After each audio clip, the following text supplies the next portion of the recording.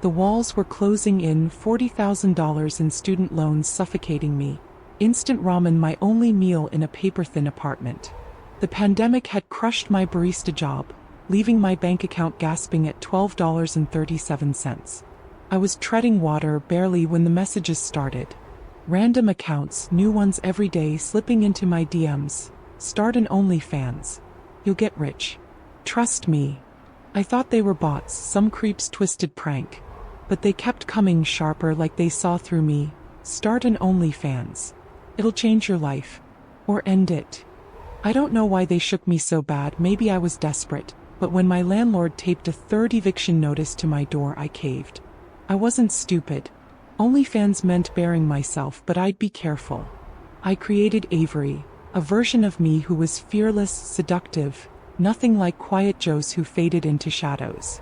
I used filters, wigs, clever angles to keep my face secret. My first post, a shadowy hint, got 50 subscribers overnight. By the week's end I had 200 and the tips were unreal. $500, $800, $1,200. Every ping on my phone was a high, like I was finally someone. I paid rent, bought groceries, got a new phone. I was flying. But the rush dragged something heavy. Comments turned hungry, less you're gorgeous. More, give us everything. If I didn't give in, they got nasty. You're nothing without us. I called them trolls until I noticed something worse. Subscribers started dropping details they shouldn't know. Loved your red hoodie today, Jose. You looked stressed at the library. I never shared my real life, never showed my face, but they knew. It started small, like coincidences, but soon it was every day, someone mentioning my favorite coffee shop, the exact time I left my apartment, even the song I'd been humming on the bus. My skin crawled, but I kept posting. I needed the money. Then he appeared. Username, Collectorndich. No profile pic, just a void. His first message was too calm. You're perfect, Evangeline. You don't belong here. My heart stopped. Evangeline wasn't my name. Nobody, not even my old roommates, knew about OnlyFans. I blocked him, but the next day another account. You can't hide, Evangeline. I see you. I deleted it, locked down every setting, but the messages kept coming like he was wired into my phone. You owe me, Evangeline. Come back. They weren't just texts, they'd pop up in my notes app, my email drafts, even my calculator history once. Just that name, Evangeline, over and over. Sleep became a ghost.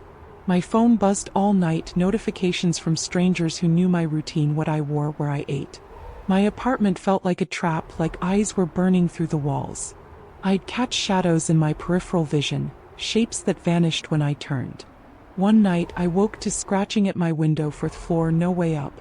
I yanked the curtains shut, shaking, but in the morning white lilies sat outside my door. The note read, You looked terrified last night, Evangeline. I'm watching.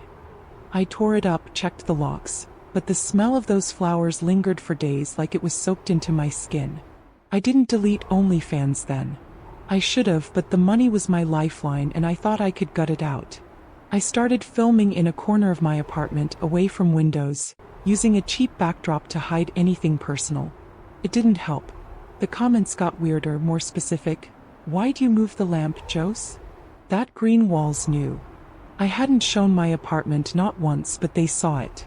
I stopped eating in my kitchen, stopped sleeping in my bed, curling up on the couch instead, and the phone clutched like a weapon. Then the video hit. I logged in to check my tips and saw a post I didn't make. A blurry video shot from above my bed showing me sleeping.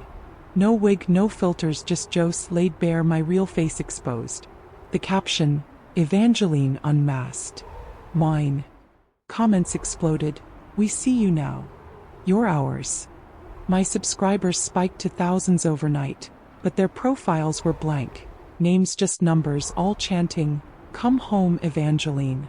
I watched the video again, hands shaking, trying to figure out how it was filmed.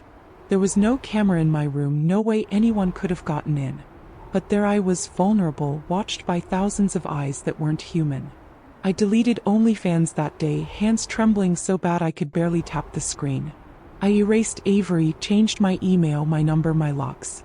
I even threw out my laptop thinking it was compromised. It didn't stop. GIFs started showing up. Earrings I'd browsed online, a notebook I'd lost in high school, a photo of me at 16 from an angle I'd never seen, like someone was standing over me. Each had a note, "You're mine, Evangeline." I burned the photo, but the next day another appeared under my pillow, identical, the ink still wet. I moved to a new apartment thinking distance would help. The first night I found a crack in my bathroom mirror, hairline thin like it had been scratched from the inside. I covered it with a towel, but the gifts followed.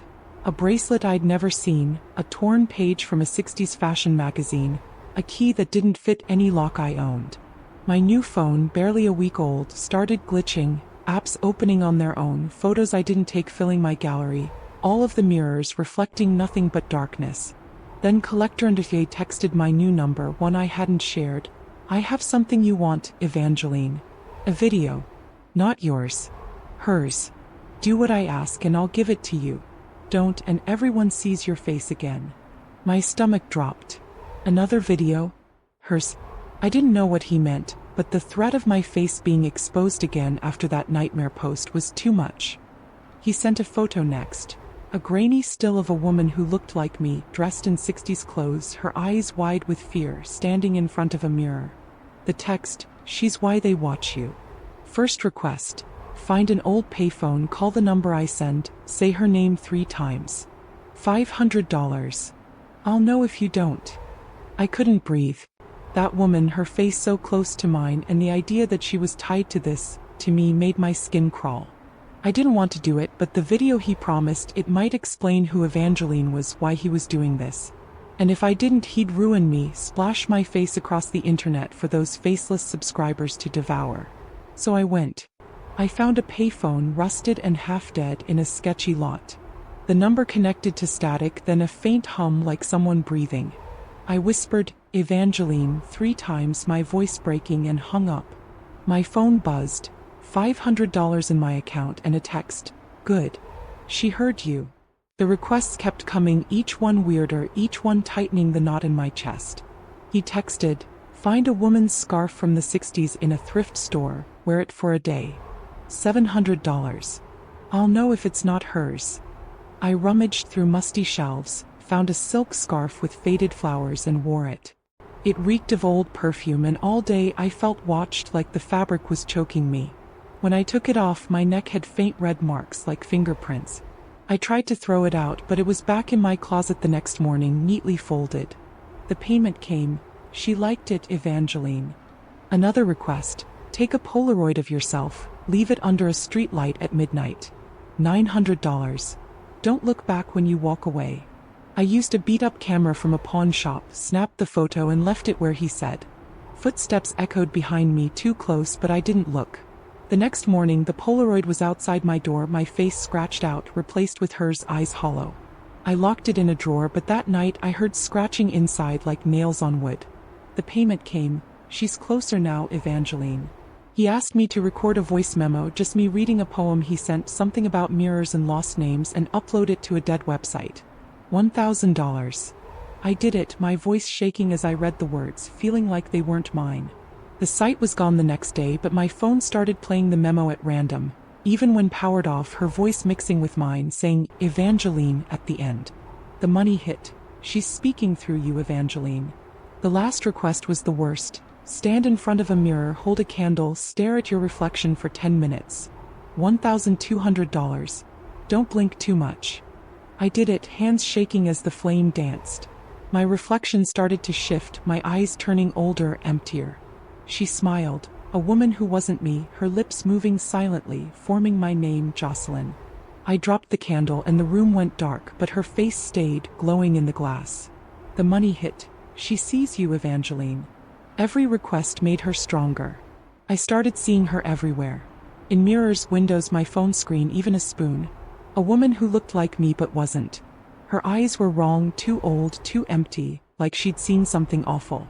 I'd blink and she'd vanish, but each time I felt less like me. My dreams were hell. I'd wake up choking, trapped in a house I'd never seen, her voice calling me Evangeline, hands dragging me into darkness. Sometimes I'd wake with bruises, faint marks on my arms, like someone had held me too tight. I tried to fight back. I stopped looking at reflective surfaces, taped paper over every mirror, kept my phone face down. It didn't matter. My reflection found me in puddles in other people's glasses, in the shine of a doorknob. Once, I caught her in the window of a passing car, not just standing but walking, matching my steps, her head tilted like she was studying me. I ran home, locked the door, but my keys were gone the next day, replaced with that same strange key from the gifts, cold to the touch. Last week, I found a Polaroid in my mailbox. A woman who could have been my twin, same jaw, same hair, dressed in clothes from the 60s. On the back, in faded ink, Evangeline, 1963. My phone buzzed, a text from collector. She was sold to Evangeline. Betrayed by her pictures. One last request. Check your closet. I didn't want to, but my legs moved like they weren't mine. I opened the closet and there was a mirror I'd never seen, full length, edges cracked. My reflection wasn't me. It was her, Evangeline, smiling, her eyes boring into mine. She raised a hand, pressed it against the glass, and whispered my name, Jocelyn, like she owned me. The air turned thick and I swear I smelled those lilies again, sharp and wrong.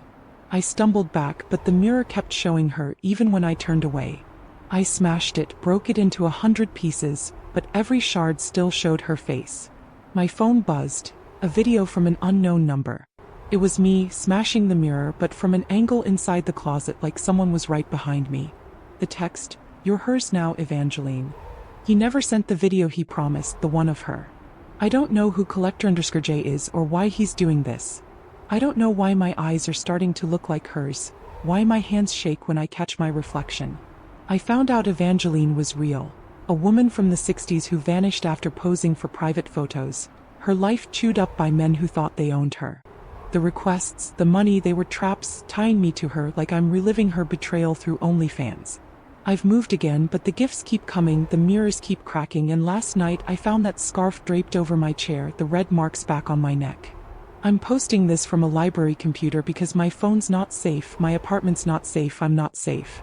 Has anyone heard of Evangeline from 1963? Should I go back and start following his requests again, or is it a trap? Could that key I keep finding mean something? If you've seen anything like this, mirrors acting wrong or names that won't leave you alone, please tell me what you did. I need to know what I'm becoming before she takes me completely. I'm not just me now. She's taking over and I'm terrified she's already won.